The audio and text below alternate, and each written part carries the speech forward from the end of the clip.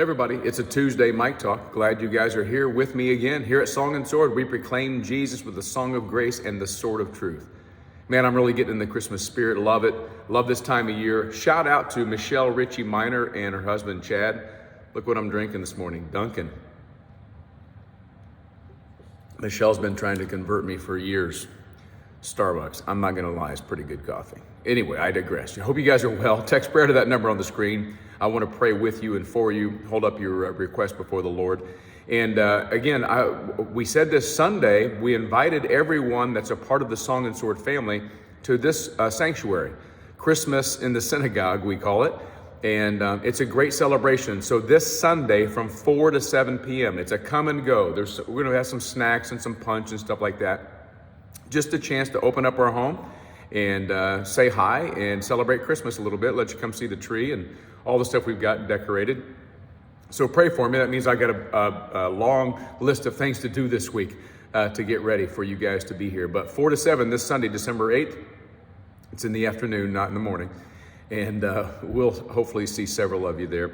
God's blessing be upon you guys. I want to continue this idea of gifts and giving. And have you done your Christmas shopping yet? If I get Sarah anything, I'm only responsible for one gift every year. It's Sarah. And usually I don't even think about it till like the 22nd or 23rd of December. I'm that guy that likes the hustle and bustle of the last minute. How about you? Are you getting gifts for your kids? Well, this is a great, or your spouse or your friends. There's a great teaching from the Lord in Matthew 7. Remember Matthew 5, 6, and 7, the Sermon on the Mount. This great sermon that Jesus gives us. Matthew 7, verse 7 says this, "Ask and it will be given to you. Seek and you will find. Knock and it will be open to you. For everyone who asks receives, and the one who seeks finds. The one who knocks it will be opened. Which one of you, if his son asks for bread, will give him a stone? Or if he asks for a fish, will give him a serpent? If you then, who are evil, know how to give good gifts to your children, how much more will your Father who is in heaven give good things to those who ask him?" By the way, speaking of gifts, look at this really sweet Indiana Pacers replica sweatshirt of like an ugly sweater.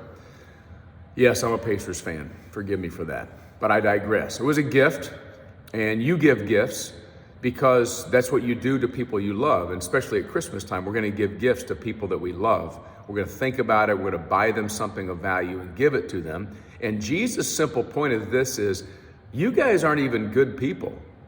He says, if you who are evil, a dad's not going to give his son a stone if he asks for some bread. If a son comes and says, "Hey, Dad, can I have a piece of bread?" You're not going to hand him a stone. And if he comes and says, "Can I have a piece of fish?" With very common diet back then, you're not going to hand him a serpent, say, "Hey, have a snake instead." And what he's saying is earthly moms and dads are good people. For their kids, they love them. And they give good gifts to them. They take care of them by giving things to them all the time. But Jesus' point is this, is you guys are sinful. Mike Baker's sinful. I'm not a perfect gift giver because I'm evil in the sense that I sin. So are you. So Jesus makes a simple point about prayer. If then you guys are evil and you give good stuff to your kids, how much more the Heavenly Father who is perfect? So here's the point. Ask, and ye shall receive. Seek, and ye shall find. Knock, and the door will be open. That gives us some insight into prayer today. We're asking the Father what we think we need. Now listen, remember, kids don't always ask perfectly. So we ask what we think we need. We seek the Father's will. We seek what he's up to. We seek what he's trying to do in our lives through the prayers and through everything that he knows. And we knock. We just keep knocking on the door. Father, Father, Father. If you pray one time for something and you quit, the Father's going, "Oh, they don't really want it. They're not really about it." Knock. The door will be open to you. Ask, seek, knock. Now here's the thing. You're not asking and seeking and knocking from somebody who's not a very good person, or somebody who's stingy, or somebody who's grouchy, or somebody who just doesn't love you very much. You are asking, seeking, and knocking from the Heavenly Father. If you know how to give good gifts, and Christmas proves that even the worst of us know how to give gifts to our kids and to our friends and our relatives and loved ones. If that's true, how much more does a Heavenly Father want to give us good gifts? That's a good lesson for us today. Here's what God intends for you today. He wants to give you good stuff. I think He's called a Heavenly Father for a reason, because that image that the Father ultimately wants to do good for His kids. Ultimately, at the end of the day, when it's all said and done, in the midst of our asking and our seeking and our knocking, we have a Heavenly Father who gives us good gifts.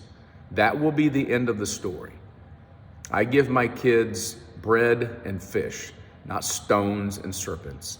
God gives me so much more because He's a perfect Father. Ask, seek, and knock today, kids. There's a Father who wants to give you gifts. Peace.